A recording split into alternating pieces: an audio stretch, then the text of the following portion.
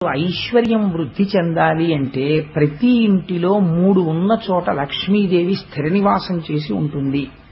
ఒకటి, తులసి చెట్టు ఎండిపోకుండా ఇంట్లో ఉండాలి. ఎప్పుడు తులసి చెట్టు ఎండిపోతోందని అనుమానం వస్తే మార్చాలి, ఇంచేత తులసి చెట్టు ఉండాలి. రెండవది, బ్రాహ్మణ సేవ జరుగుతూ ఉండాలి. ప్రయత్నపూర్వకంగా ఎప్పుడో మన ఇంట్లో శుభకార్యం జరుగుతుంది అని కాదు, నైమిత్తికము అని ఏ పౌర్ణమి తిథికో ఏకాదశి తిథికో, లేకపోతే ఇంక మనిషికి పశువుకి ఏమిటండి తేడా, ఆ ఈశ్వర కైంకర్యం లేనినాడు.